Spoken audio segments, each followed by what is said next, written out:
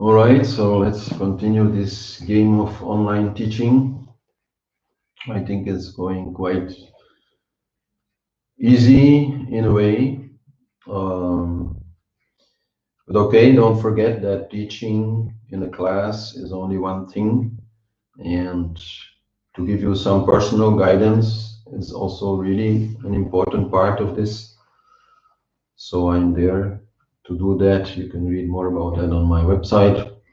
And whether it's about this meditation training or life and spiritual growth in general, I think I might a little bit help you, guide you, coach you there, and that way you move further a little more easily. So anyway, open invitation, and thanks for everybody who has been giving donations for this class. It really helps. It's really needed, and thank you. So any questions about this class? As usual, we put them at the end. So you can just already write them there in the chat, but I'll only look at it in the end and then answer every question. And so we've come some way now into the whole part of relaxation. Now we've looked at the intention with which you start your meditation. Then we've seen relaxation of the body and into the meditation posture. We've seen what to do with the breath.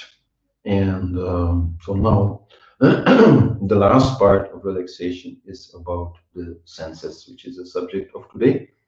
And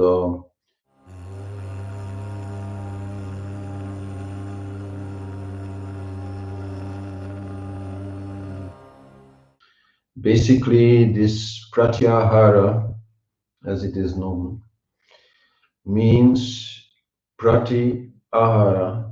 Ahara is like what you take in, you could say like food, but also the senses, they take in a lot of impressions. And Prati means to keep away. So to turn away from that which is coming in. This is basically what Pratyahara means. And it's literally translated also as withdrawal of the senses, or withdrawal from the senses, you might say. You withdraw your attention away from the senses. This is what Pratyahara means. It is the point where whatever you have been doing, like asana and breathing and life, has been outside, and now in Pratyahara you turn inward, you turn inside. And to do this properly is important prior to the next phase, which is then real concentration, that you are relaxed in the senses. And often it is said that Pratyahara is not given enough attention. And I'm honestly not sure if I agree or not. I mean, sure, it should be given proper attention, but if one lives a more yogic lifestyle, and we'll be talking about that more, then the senses already should be relatively calm, and we can just turn inward and concentrate on something there, and that is actually then what we need to do. But so if that is really hard, if concentration is really hard, then that is where you need to put more attention into your body, how you sit comfortably there, into your breathing. Use it to slow down the mind also, and then into also the senses. So if sounds disturbs you, if pain disturbs you, then Pratyahara is needed. I think those are the two most common disturbances from the senses that we experience. But okay, we have 5 senses. So like the turtle, we try to bring these into the shell, bring these to the inside. And so we are totally unaware of the outside and only focused inwards. So Patanjali, he says only one thing really about Pratyahara. He says it brings the senses inwards so that they lose the contact with the outer objects. That's basically what Pratyahara is. And so it's all about attention. It's actually nothing to do with your ears or with your eyes or anything like that. Okay, we can work with those also, but the main thing is always going to be attention. You have ears, they will always hear something. Even if you plug them, they will hear something. So are you still listening? That is the only question. Your eyes, okay, you can close the eyelids. There's always some light you can see there. Are you looking or not? That is the only real question. No, no, these things, they can be there. These sounds, these lights, whatever impressions come to the senses, they can be there. But if we are not putting our attention there, they then will not bother us. Only if the monkey mind, cannot resist looking behind the curtain and seeing what is there and listening to what is there, then yeah, then we have a problem. So it's a matter of mind control. This processing of information coming in through the senses is the primary function of mind. So if we need to bring mind under control, then that is the first thing we have to do. And I've said it before, but I'll say it again. No? Mind is like a nice dog. It can be a very good friend, very helpful. But now and then it needs to be put on a leash. It needs to learn to stay close. It needs to learn to do what you want to do. It's your mind. So that is here definitely what is there. So whenever some sound cannot be avoided, whenever some pain is just there, then it's up to us to withdraw our attention from it. And if these things cannot be avoided, then we just tell ourselves, okay, good exercise. It just pushes me a little harder than normal to learn to withdraw my attention from this sensory input. And so while on the one side, we can certainly try to prevent any disturbing sounds or anything like that, that which we cannot prevent, we have to accept. We have to accept by bringing our attention maybe to it first, and saying, okay, these sounds, they are there, but they are okay, they're natural, they're normal. And then we turn inside voluntarily, really with willpower, and focus on something inside. So don't think it's so much overlooked in that way, because in a way it's a simple thing. But yes, sometimes sure we need to pay a little bit more attention to it. But I would say that in many, for example, guided meditations, there's too much attention to this whole Pratyahara thing. Because Pratyahara is actually very nice to look at some kind of very soothing environment, to listen to meditative music, all these things. They are all part of Pratyahara. So maybe a little bit too much of that is there, too much relaxation, not enough concentration. Also, if we visualize inside different things like the chakras and so on, then okay, this is also Pratyahara. This is not yet dharana, concentration, because that is on one thing only, always the same thing. So whenever we concentrate on different things, one after the other, then we are working actually with the inner senses, with Pratyahara. And so that is all okay, but yeah, we need to have enough time still to concentrate truly, to truly meditate.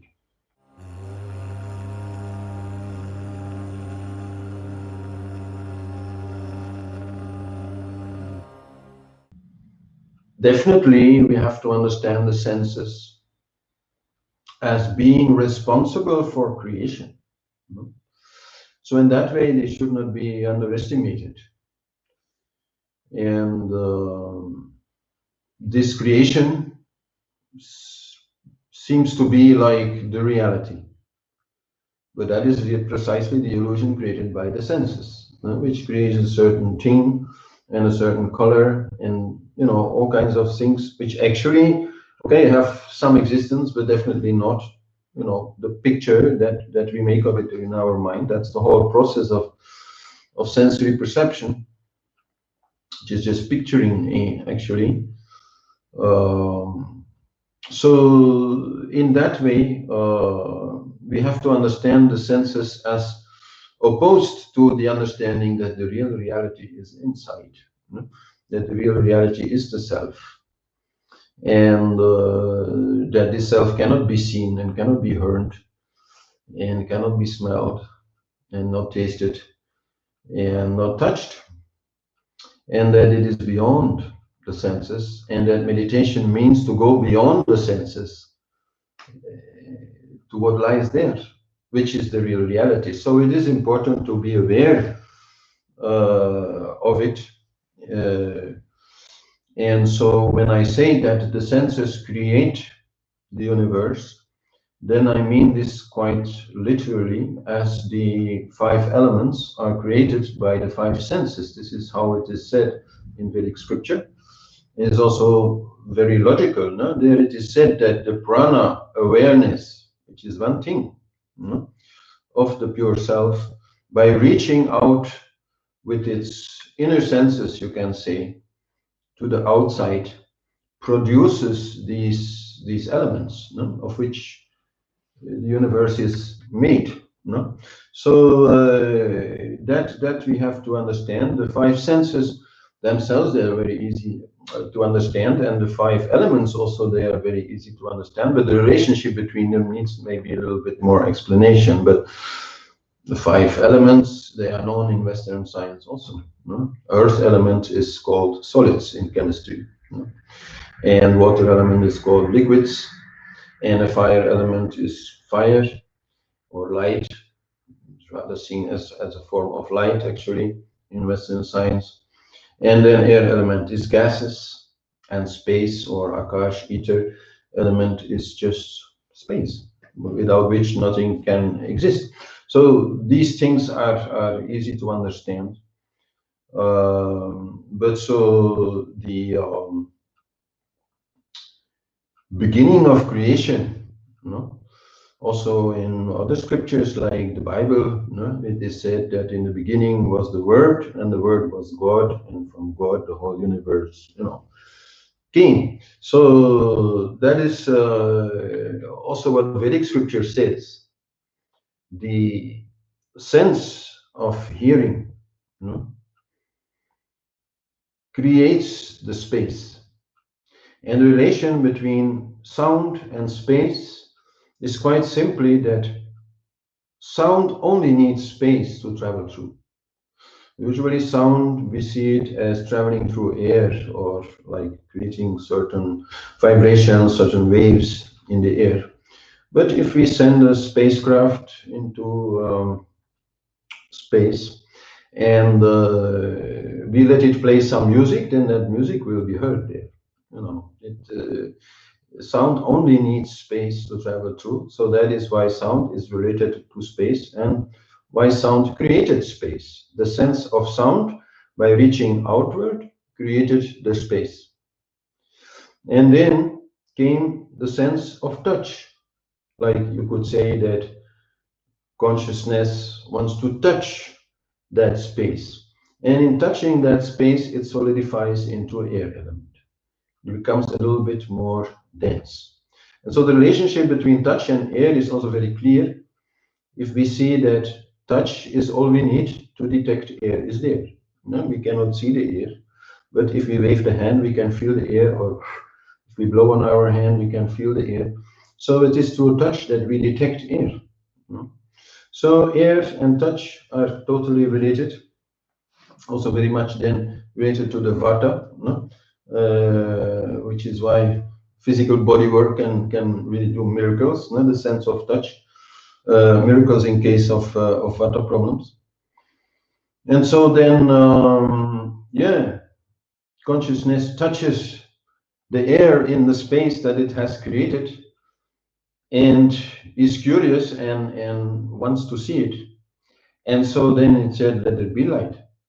So then there came fire, and the fire created light by which things could be seen. Fire being created by the friction in the gas molecules, which become denser and denser, and then there's a friction, and then there's a fire. And the fire always, chemistry will also agree to that, produces a certain liquid. And so this liquid then is the water element, which is related to the sense of taste, because without water we cannot taste. If our tongue is totally dry, there's no way we can taste. So in that way, then the sense of taste creates the water until the water even more solidifies, and then we get the taste of, the sense of smell. And the sense of smell is unique to the element earth because pure water does not smell, pure fire does not smell, pure air does not smell, and pure space certainly has no smell at all. So only earth has smell. So those are the relationships between the senses and the elements out of which everything is made. And actually, we live on the earth plane, which means earth is here, but which also means that all the other elements are here. Because earth is not just earth, earth is earth plus water plus fire plus air plus space. All these things are there inside the element of earth, because earth evolved from these other elements. Same way in the element water, the element fire is still there, otherwise the water becomes ice. The element of air is there, and the element of space is there, and so on, until we come to the element of space, which truly is the origin of everything and consists only of itself, is totally like etheric, or like extremely subtle, extremely thin, not empty. When we say space, we usually think of empty space, but even science now has come to the conclusion that empty space does not actually exist, because there's always something which they then call dark matter, some kind of thing which is there, which cannot be perceived, but still it's there. Indirectly, let's say, they can perceive it. And so this dark matter is what space is made of, this stuff, of which everything is made, this original stuff. And so, yes, that is the origin of everything, and that is also where we go in deep meditation. In deep meditation, we withdraw from the earth element, so we don't feel our body anymore, and we withdraw from the prana, and we withdraw from the mind, and we withdraw always inside, until we are in pure space together with the self.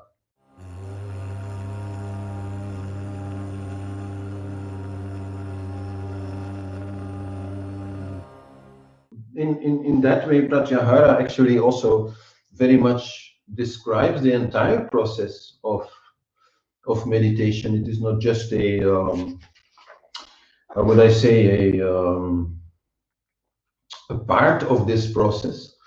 The entire process of meditation is a process of going more and more from outside to inside, like real deep inside. And this is a matter of attention again, So in that way, the senses are very, very important. And so this withdrawing from earth element to water element, fire, air, until we get into the space, also then actually we can go a little bit beyond that.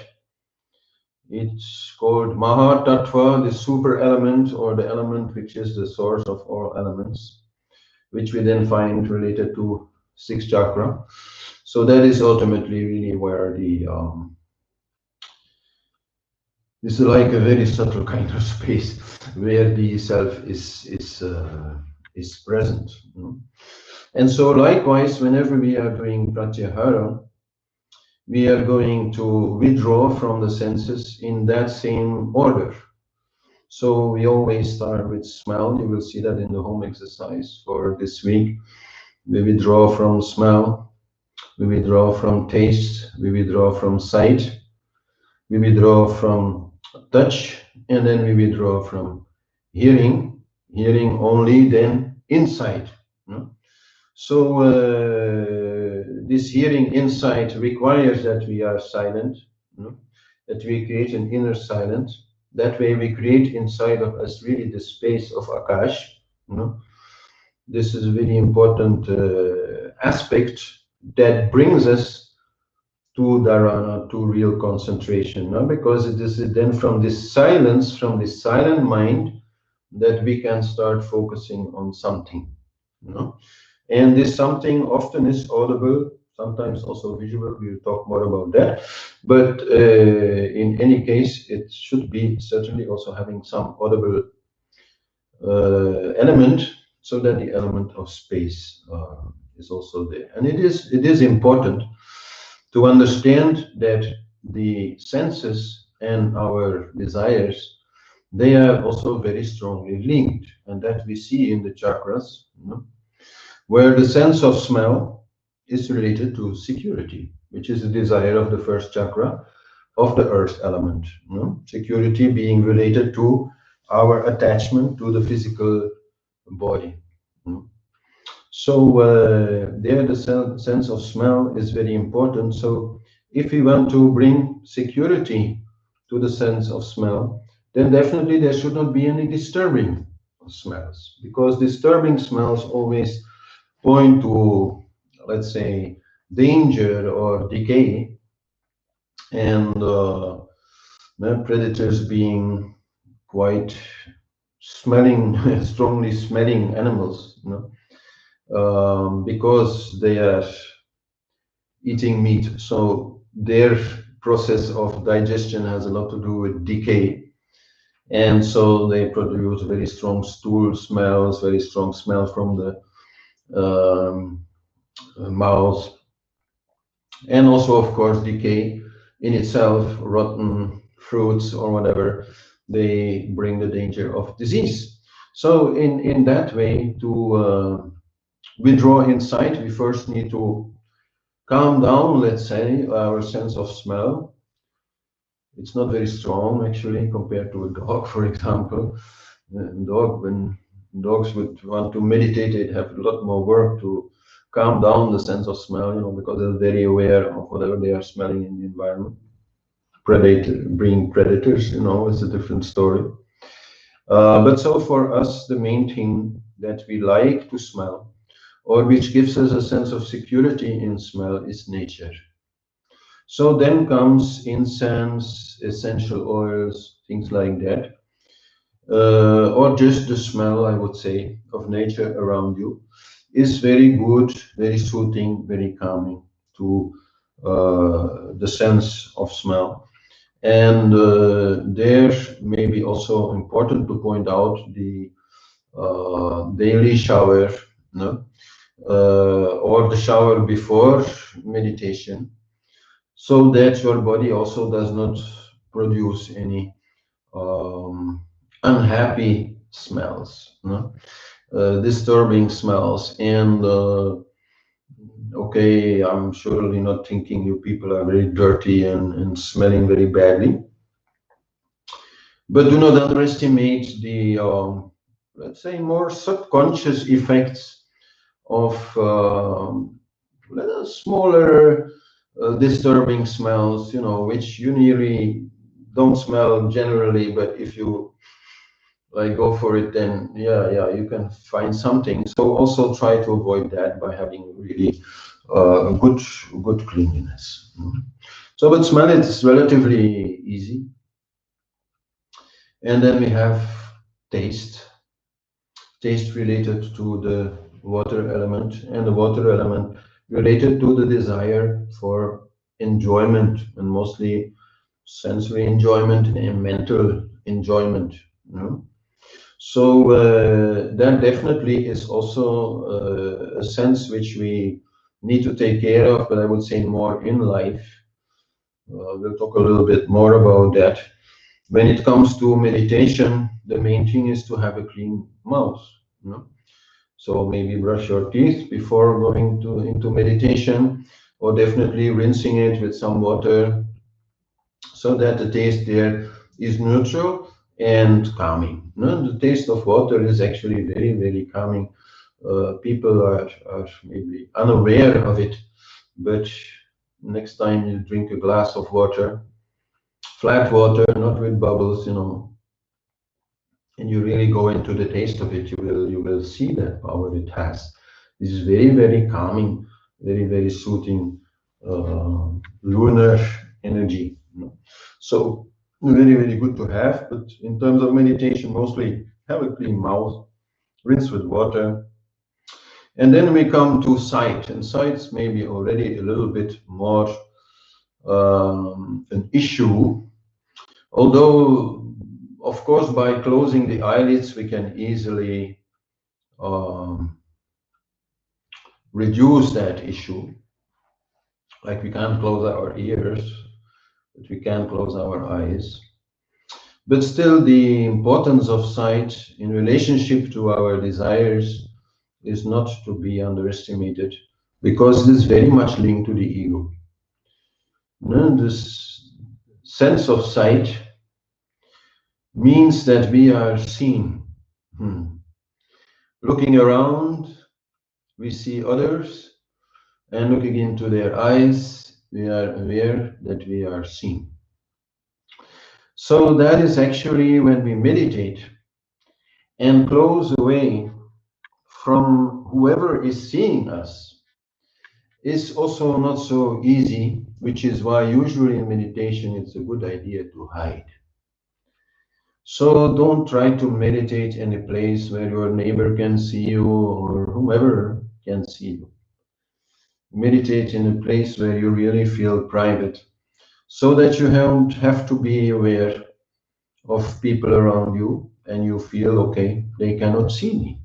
This is a very important aspect of it.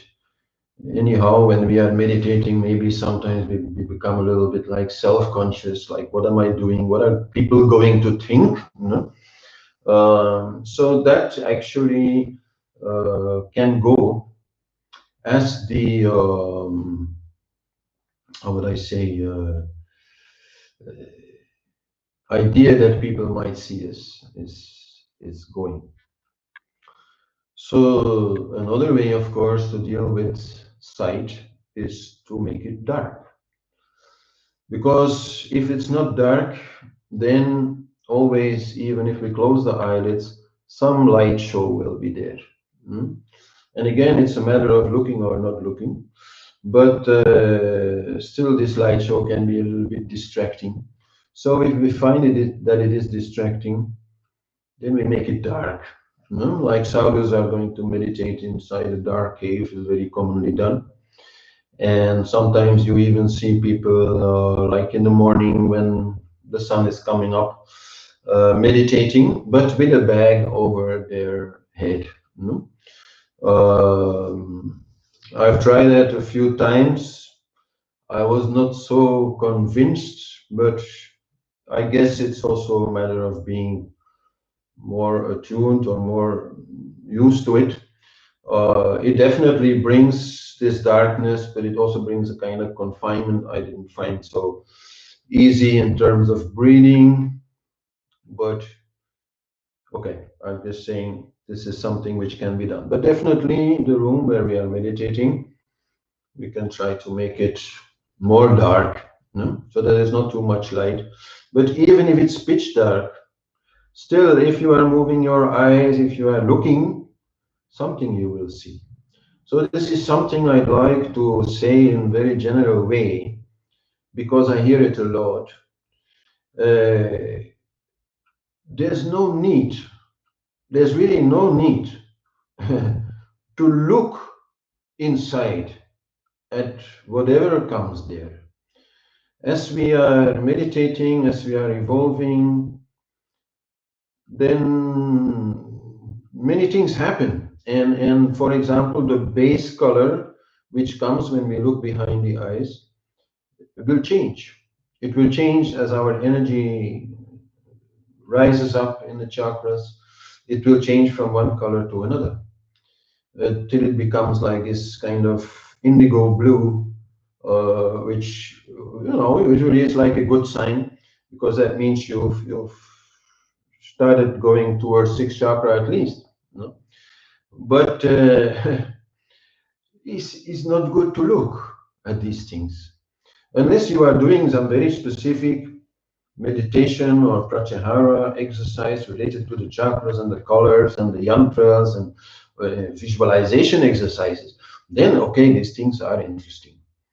But For most people, I feel they are entertaining themselves while meditating, looking at all these lights. You can see fireworks, you can see all kinds of funny things, but it's no use. No? It's just a distraction. So the main thing, anyhow, is to withdraw your attention. I'll say that a few times, I think, in this class, because this class is all about it. So withdraw your attention from whatever you see. And then we have the sense of touch. Now, the sense of touch belongs to the fourth chakra, the air element, and it gives the desire to connect, because in the air we are connected. In many ways, but also in the air that we all breathe, we are connected. But so this desire to connect when we meditate is a little bit also tricky, because, well, in meditation you are alone.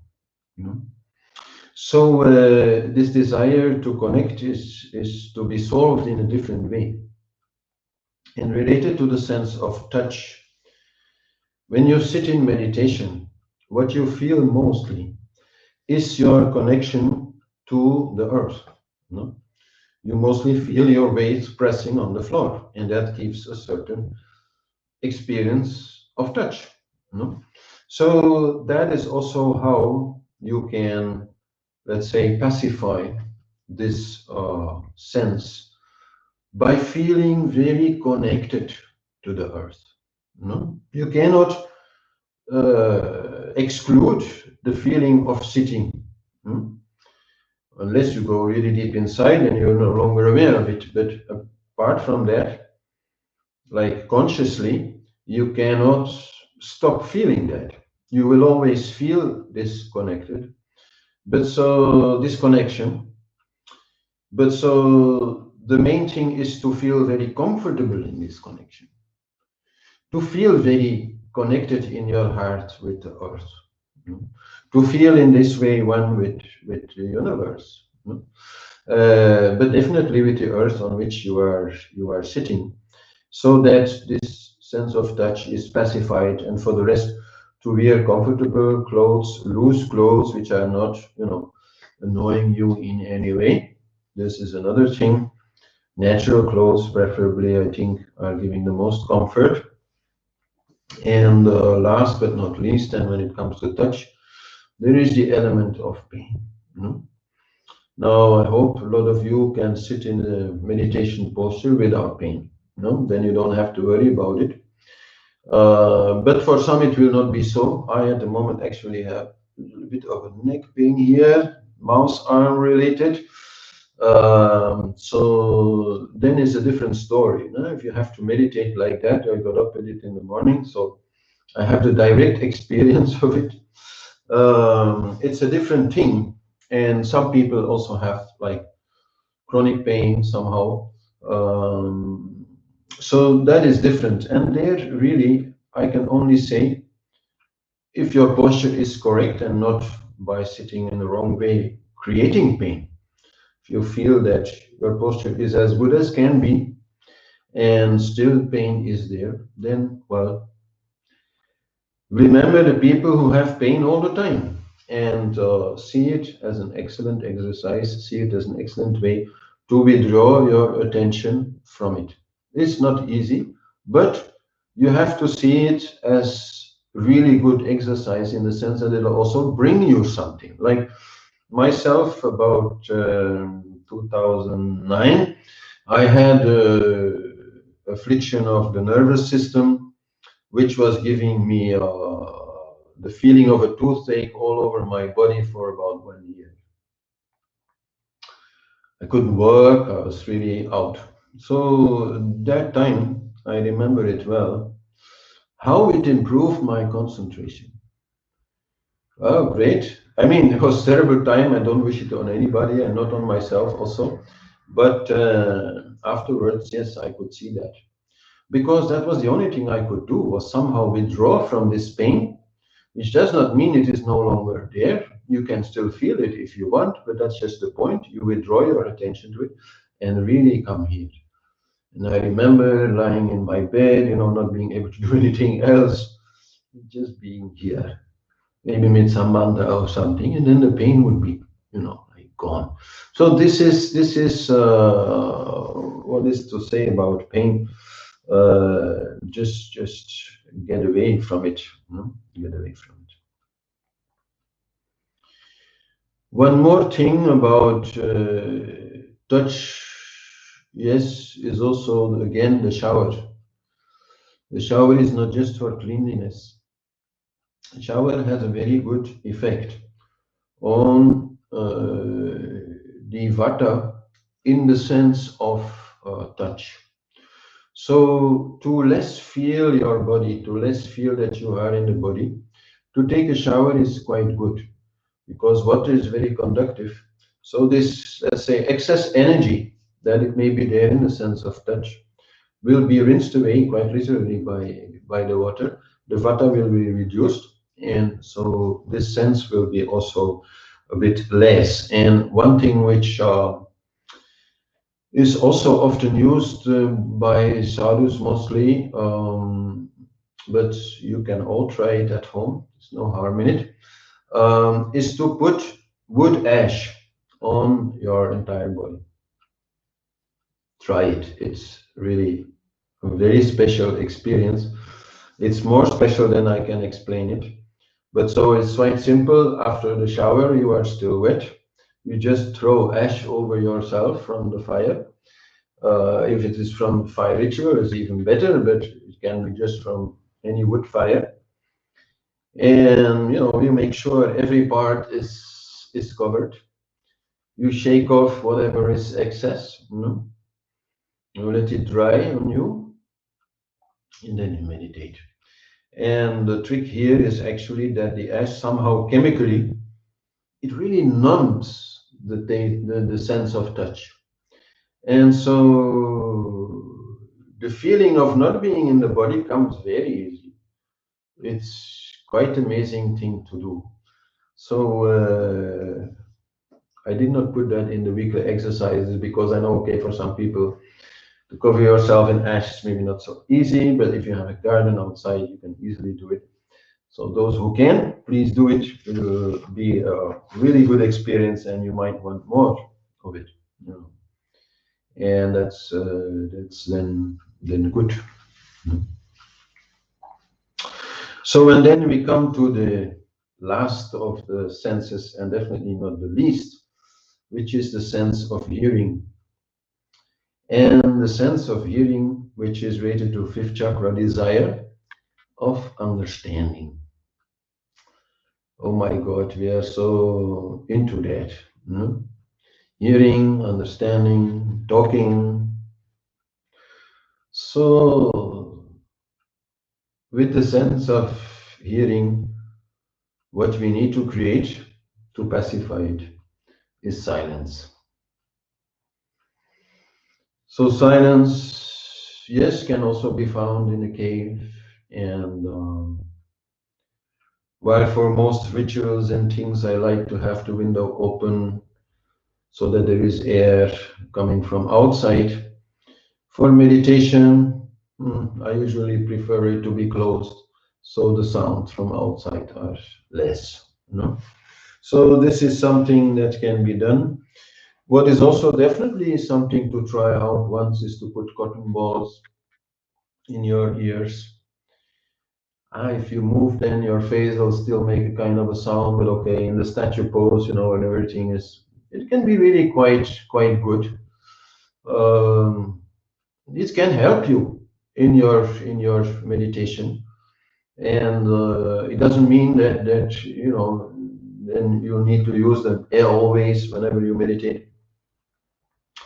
No, then by learning to go inside this way and by getting used to being inside this way, then also it will become more easy even without the earplugs or cotton balls. So, but whatever some sound will always be there, even if it's the sound of your own breathing. So attention, attention, attention. I remember a sadhu who lived near the big railway station of Mumbai. And he had a little hut there in the middle of the train tracks. There were like, I don't know, 30, 40 tracks there where he was living. Very difficult to get there. You had to jump over all these tracks. Uh, but so this guy was quite unbelievably silent. No, I so much remember that. I mean, when the trains would pass near this hut, the whole hut would shake. Like, you look at the roof, like, is it going to keep? So a lot of noise, but still he was very quiet. No, and you didn't speak much because of all the sound anyway. So silence is something you create. No, so the whole thing about Pratyahara is to be a statue, close connected to the earth, unmoving, not making a sound, silent inside, with a clean mouth, no? And eyes closed, of course. So that is the main thing about Pratyahara. No? So we can say a lot about it, but it's mostly about pain, which I hope you can avoid. And then about the eyes not looking, and about not listening to whatever it is to hear. Our other senses are not so much playing a big role, I think.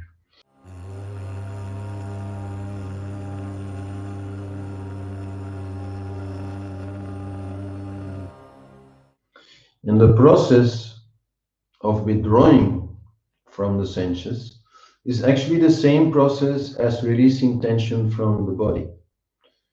You remember I said stretch out the arm, fully focus your attention on it, and then drop it. So this is a little bit, if we need, what we have to do also with the senses. We put our attention to the sound, for example.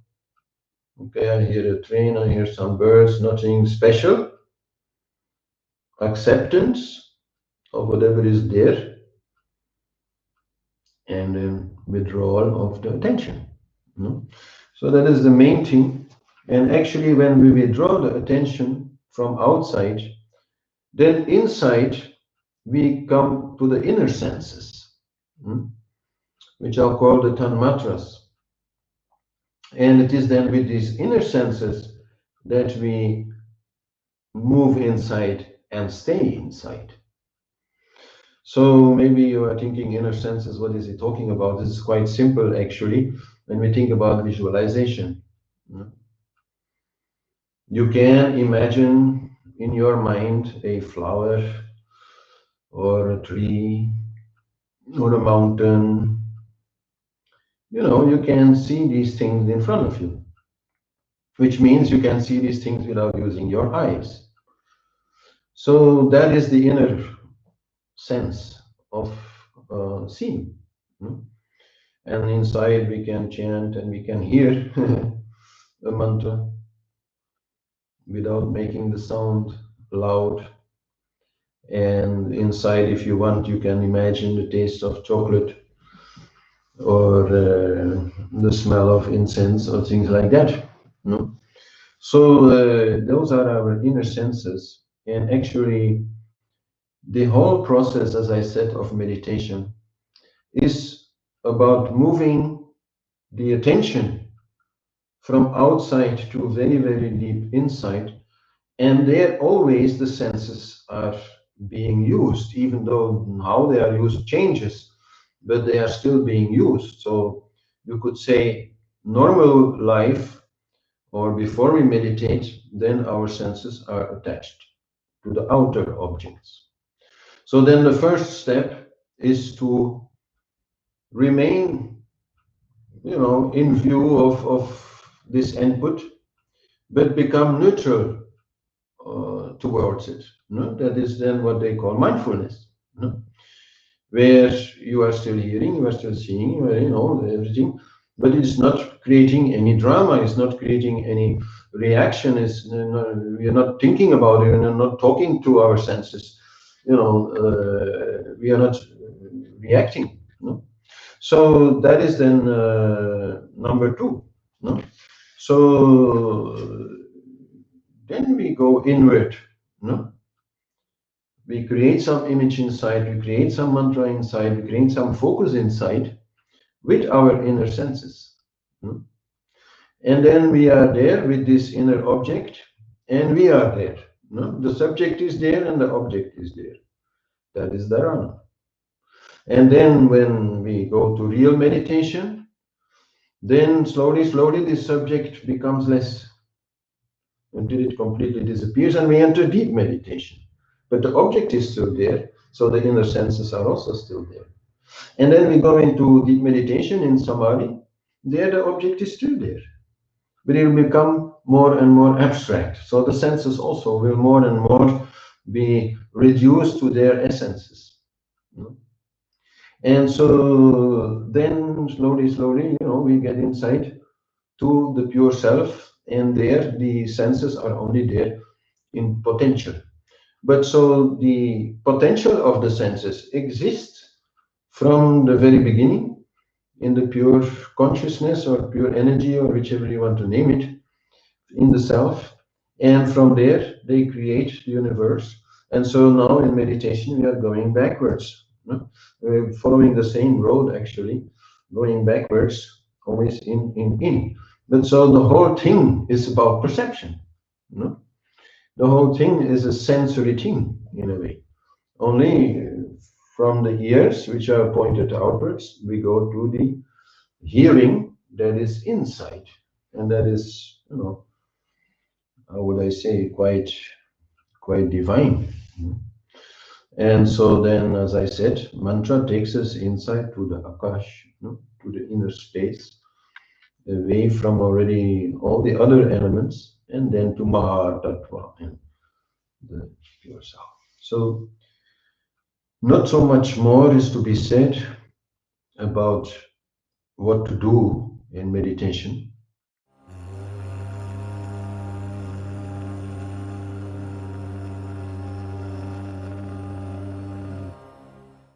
But still a lot can be said about the senses and our lifestyle. Because our lifestyle can be more or less sense-oriented. And those people who know some of my other classes, they know I'm not exactly the kind of guy who doesn't like a bit of bhoga, who doesn't like a bit of enjoyment in life. I believe the world was made for that, so we certainly shouldn't run away from that. But at the times where we are more focused upon meditation, where we really want to learn meditation, where we really want to find the self, where we really want to go inside, then to not make the senses so excited all the time is really important. And we live in a society where sensory enjoyment and sensory excitement is so dominant, with all the media, that we really must have some attention for that. And especially in the time also in the day when we meditate.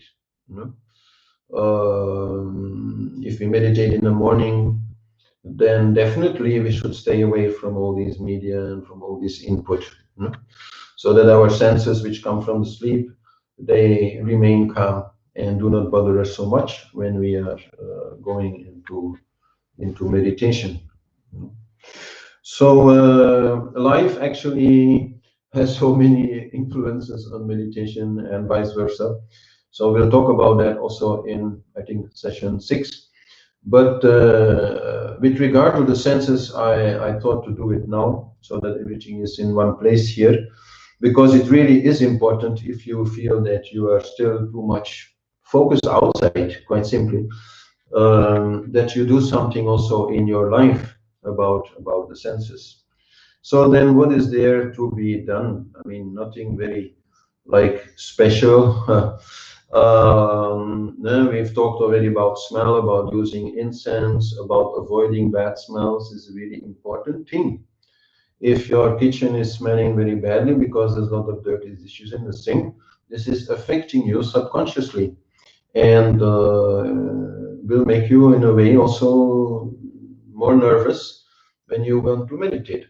So to avoid these things, to create good smells, to put some nice natural perfume, to work with Bach blues, how you call that, Bach flower therapies. No? These things are very powerful. No? So definitely, with the sense of smell, we can help ourselves to also stay in a more peaceful and comfortable, secure mood. Like I love to put some amber on my body or some sandalwood, things like that, which really creates such a comfort. No? So these are definitely things that we can use. Um, then comes the sense of taste. So that's really a very long story, meaning that yeah, in Ayurveda we have 6 tastes. So there the general rule is that if your food does not have these 6 tastes in more or less proper proportion, that you will always be looking for this missing taste. So that might also bring you out of your meditation, no? This desire. No? When in meditation we try to get rid of everything, then whatever is bubbling inside is going to come up. So if inside subconsciously you've been missing the bitter taste in your food, for example, then you might also have that problem in meditation. So, but for the rest, it's about keeping your mouth clean, your breath clean, having good digestion. Also, of course, is really important in that. And then when it comes to the visual, the sense of seeing, then of course working with art is very soothing. Painting is very soothing, and painting yantras especially is a very good idea, because then these yantras can also be used in meditation. This is actually also very much related to Pratyahara, no? Because a yantra is actually quite a complicated geometrical figure. For people who have no idea, you just look it up in Google. And this figure we can picture in our mind. Now, some people are really quite visual. They easily can make drawings of things. People like me, who can hardly draw better than a child, are not so visual, so I've never worked so much with visualization, even though my teacher, Johari, was a great teacher also in yantra painting and yantra meditation, and I've made a few yantras in my life, but I've never really done it so much, so I don't want to teach something which I don't do. But definitely, if you are an artist, if you are good at painting, look this up. There's some really good teachers who are Guru brothers, Guru sisters, Peter Weltevrede from Holland, Sarah Tomlinson, and Mavis Givant from America. They are excellent teachers in these things, and they can really help you also to deal with the aspect of visualization of yantras. I'm not going to talk about it so much, because I really hate it when teachers talk about things they don't do. So that's there anyhow. Generally keeping your house orderly, so that also on the level of sight, things are nice to look at. I mean, orderly is maybe not even the thing, but disorder can also look very harmonious and beautiful and natural. And nature, of course, is huge. No? When you think about looking at the seaside, looking at your garden, at some nice natural scenery, can be very, very soothing, and definitely good preparation for meditation. And especially then also staring at one of these things, at the horizon or something like that, like they do a lot in Zen Buddhism. These beautiful stone gardens, like they make, and then they sit there and they just focus there. So these are all preparatory Pratyahara exercises, maybe not to do every day before your meditation, because then you might not have enough time left for meditation. but definitely something which can be done. And Hari also very much promoted written japa, which means that you write mantras. So written japa is very good because, okay, it's not meditation, it's also a kind of pratyahara where you work with the senses. But where the visual and the auditive are both engaged, you are reciting the mantra inside, and at the same time you are writing it. And maybe when you are writing it, you are also creating some kind of pattern or something like that. So that is also a beautiful thing to do. And then when we come to the sense of touch in life, then of course, touch is so extremely important, very relaxing. Even Western science has written a lot about the effect of hugs, for example, and things like that. And there's of course also sex. No? If we are sexually not satisfied, this will definitely also annoy our meditation. So if we want to stay away from sex for some reason, then okay, we better do it really right, no?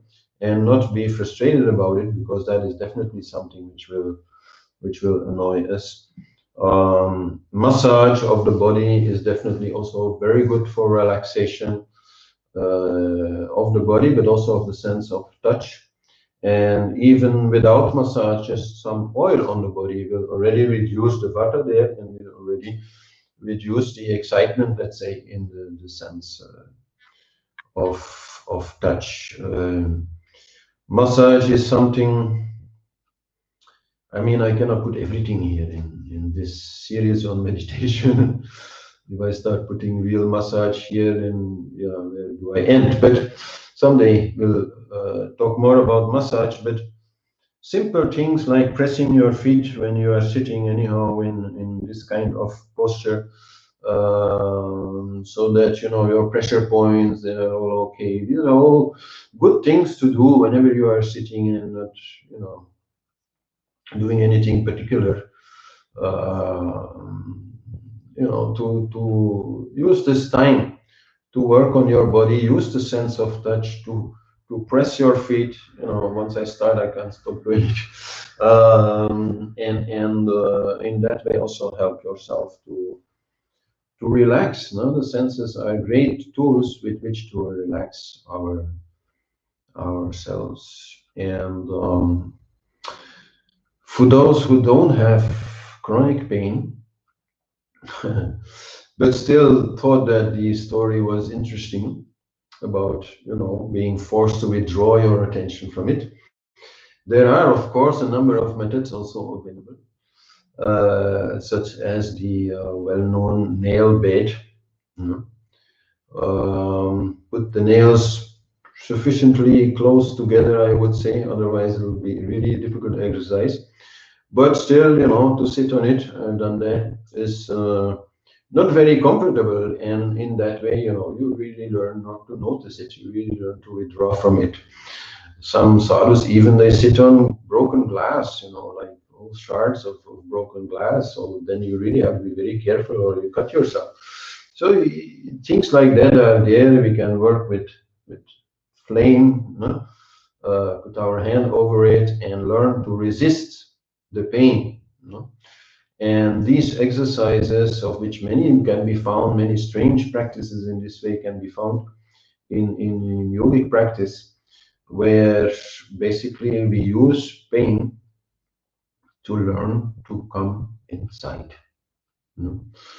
So you can use pain if you like, but certainly not something that you have to do. So, and then last is the sense of hearing. And there, of course, we can do so many things with music, both music which we play, you know, like listening to meditative music, calming music, or ourselves singing, you know, which also brings out so much expression of emotions, and in that way also release of emotions, is a great way to relax and a great way to make ourselves more relaxed by singing something which is very relaxed. So that is a huge effect that sound has, precisely because it works on the Akash element, which is the most essential of all. You know? It really transports us there. And there is also an exercise which I very much like and which I've also integrated into the exercises for this week. That is the listening to the sound of silence by using a song. It's a bit strange, maybe, but that's just to make it easier. So, listening to the sound of silence is a very basic thing, very handy thing to know how to do, because then you know that you can do anywhere, anytime. It doesn't have to be, a quiet place at all, actually, to do it, because you learn to listen to the sound of silence. So, there's even a famous song about that.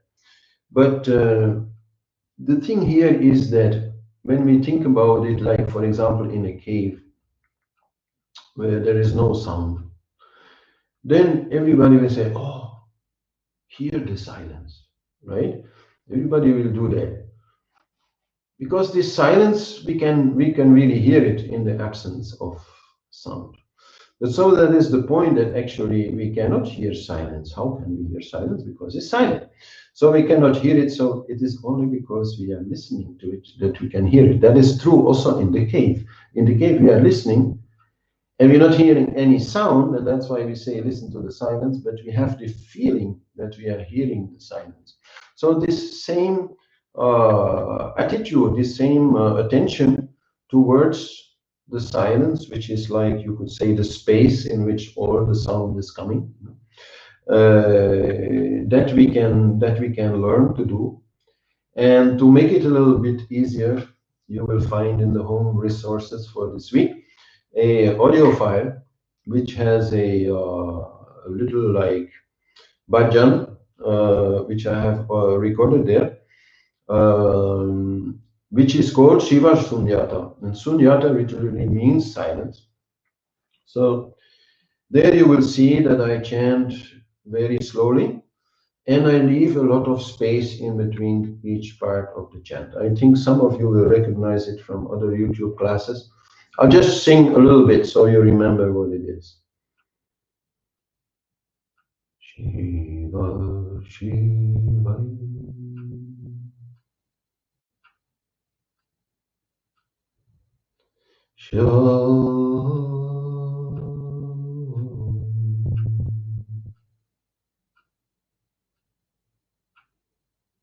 So whenever I'm silent, you try to hear it. You're trying to listen to it. And because of the contrast between singing and not singing, singing and not singing, it becomes easier to hear it. Shiva, Shiva. Hear it? So anyway, it's something you'll have to try. So you can find the audio online. It's about 5 minutes, and you can listen there. And once you know it, it's a very simple song.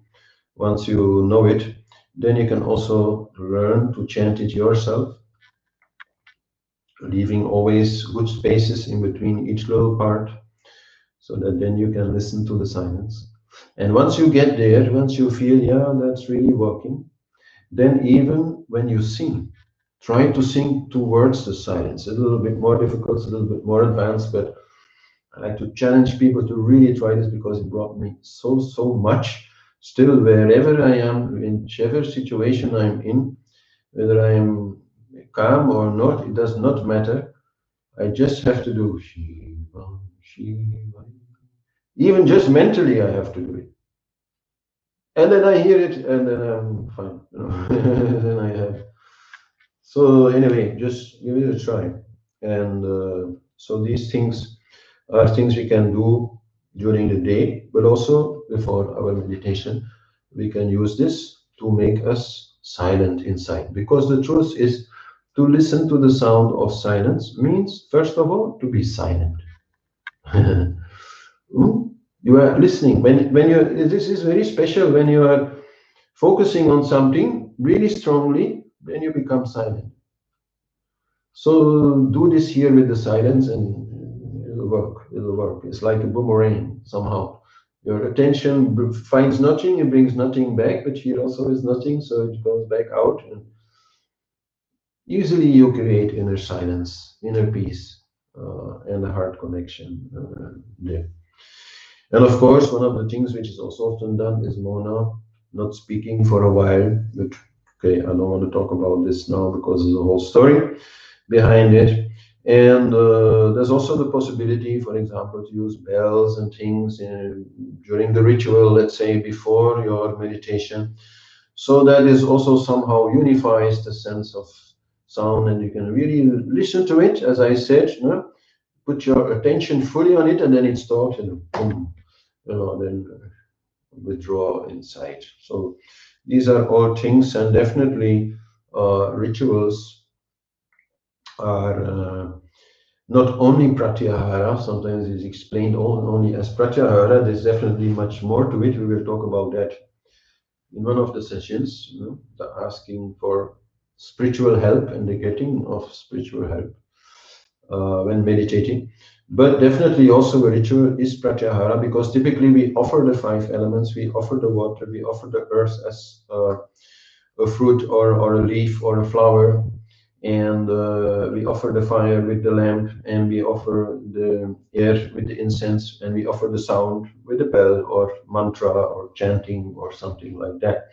So this week, you just do whatever you were doing before there, but just try to be a little bit more aware, try to be more attentive, try to drink these essences, no? Drink the earth, drink the water, drink the fire, really, you know, get fully into it so it's more easy to release it. Remember the arm, up, boom, like this. So same way, go into it and release it.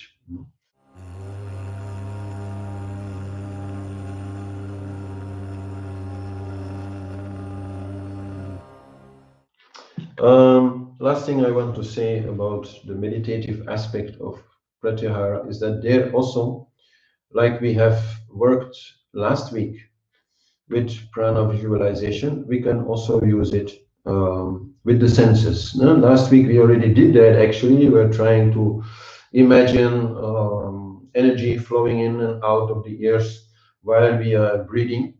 So this is a very good way of cleaning, let's say, those pathways of prana. But so then what we also can do in the same exercise is very simple, and I've described it also for the home exercises, is that we visualize the energy coming into the ears, for example, upon inhaling, and then upon exhaling, we bring this energy here to the third eye. From now on, in many of our practices here, the third eye center will become very important. And so this is the first step to learn to withdraw the energy there and be totally focused there. Because as I said in the very beginning, Pratyahara is about going from outside to inside. So that means that inside you need a place. Otherwise, your attention is going to wander in your body. You know? So whenever you meditate, it could also be the heart center, it could be the tip of the nose even, but for now, let's say this is the center we're going to work with, the third eye center, so that we there always bring our attention. And that whatever we are doing with the senses inside, we do it there. You need a place. You need a place to be. And so to put some vibhuti ashes there is a good way to have a little bit maybe more contact there. And if it's ash that has been used in ritual, like ash from incense that has been used in ritual, or from the holy fire, then this ash also has special qualities which will be helpful in your meditation. But that we'll talk about in the class on spiritual health. And so the prananadi visualization that we did last week, we are going to do again this week, but a little more short, no? Like we've last week also shortened the posture exercise. We now shorten the breathing exercise to something which I think is normal. And so then we add there the possibility to withdraw the prana towards the third eye from the senses.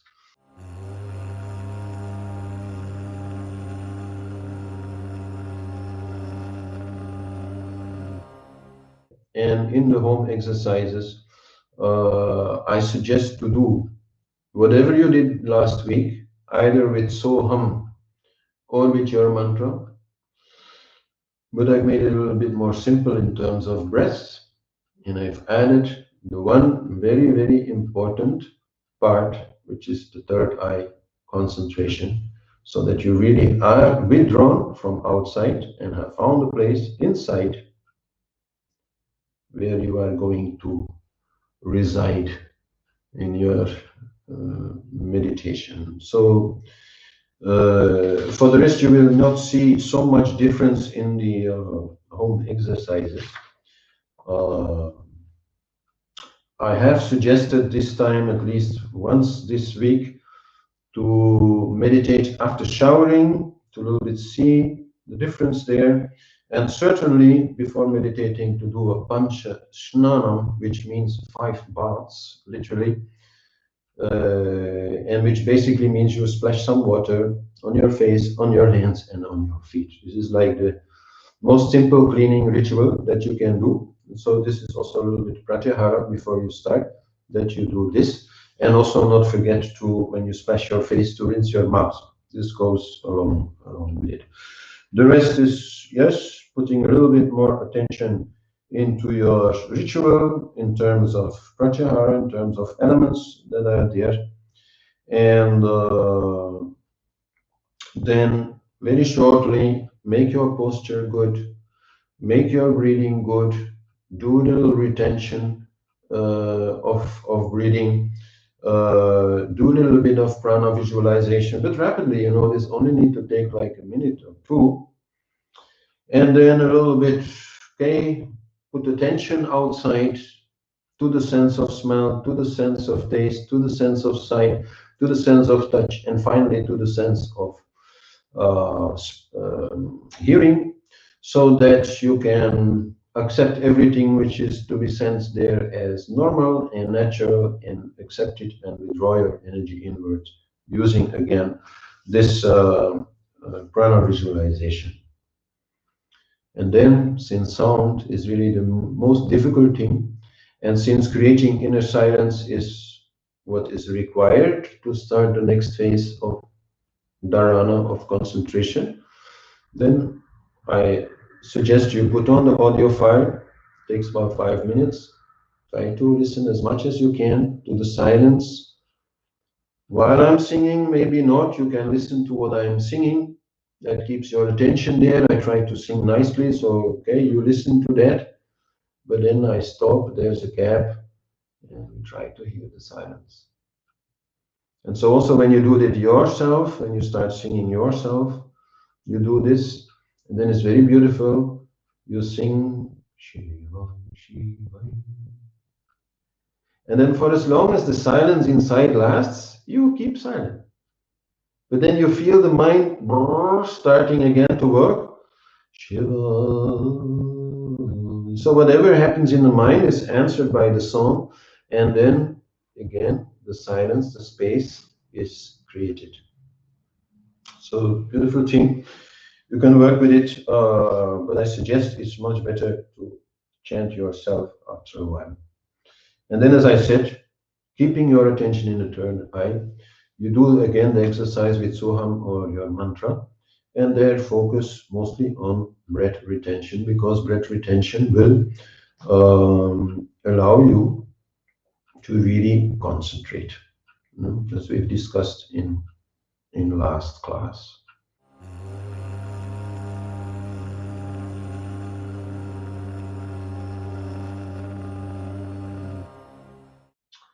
Maria, what about people who have a weak sense of smell? Does that mean the first chakra is out of balance?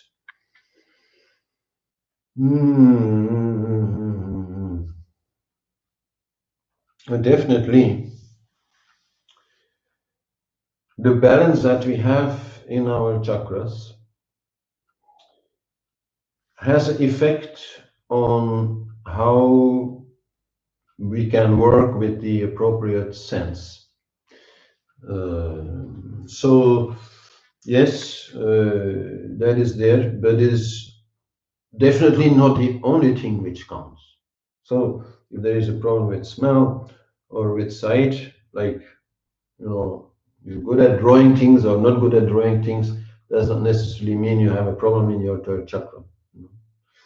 So, but some effects can be there, like for example, in singing, we can easily see that if the heart is disturbed, then the singing also is disturbed. Now, the heart, of course, is fourth chakra, singing is fifth chakra, but both are, of course, connected.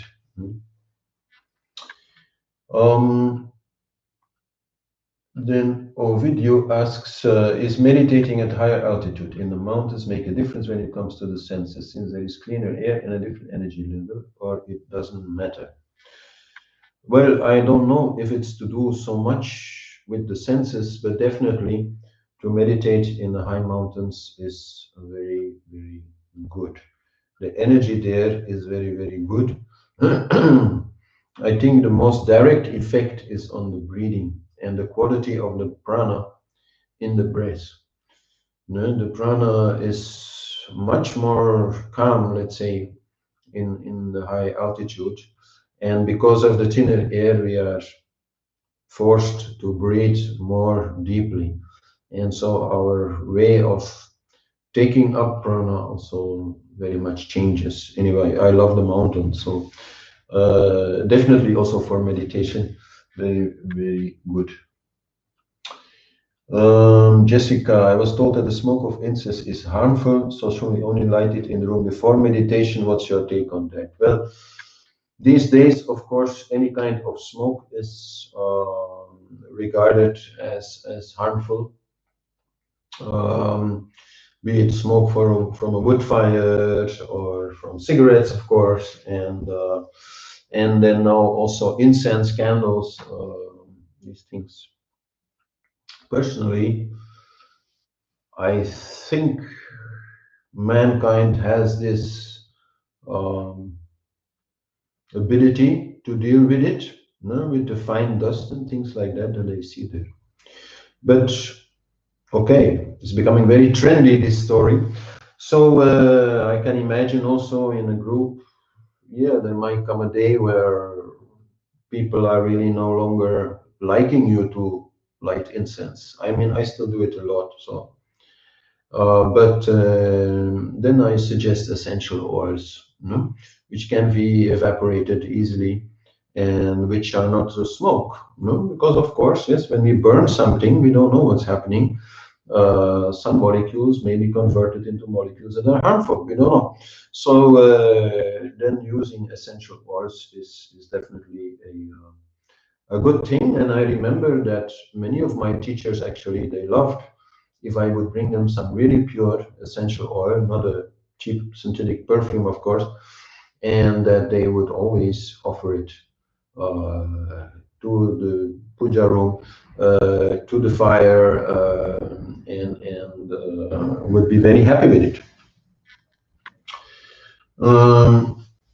Om chanting, it doesn't have the same effect as the chanting words you uploaded. Why is it different to chant those words? Om chanting is very good, but very difficult. I mean, compared to other mantras as an object of meditation, if you can meditate on Om alone, then very good. But most people have a hard time doing it. They prefer a mantra, etc., which keeps the mind more busy, which gives the mind more to do. Om is a very simple object when it comes to mantras.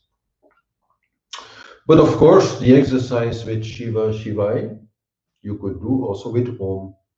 You just chant Om, and then you keep silent. And the moment you feel your mind is again starting to think, you chant Om, and you keep silent, etc. No? So fantastic to do like that.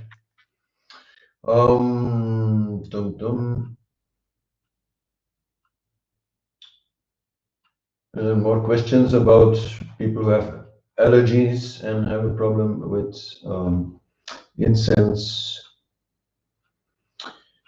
Then Ambient Earth says, when I hear an old piece of music, it often goes around my mind for 3 weeks and is very distractive during meditation. But sure, we have all some things, and this also has some good uses, with which we have a particular connection. Like for me, the taste of custard, something from my childhood somehow, which always brings me a lot of joy. And so whenever I feel I need it, I make some custard. Not often actually, but yeah, it's a winner always, you know. So in that way we have these things. So such a song in your mind in meditation, I actually never had that. Although I also have songs which, you know, can be in my mind a lot because I like them. And but to disturb in meditation, I think, yeah, okay, matter of attention, concentration, turning away from it, then it should not be a problem. And definitely not we use a mantra, no? We use other kind of. Then Louis, one problem that I have for many years is that when I notice I'm stopping thinking, my mind automatically start to focus on my breath. Well, we'll talk about it more in the next sessions, but if you are able to stop thinking,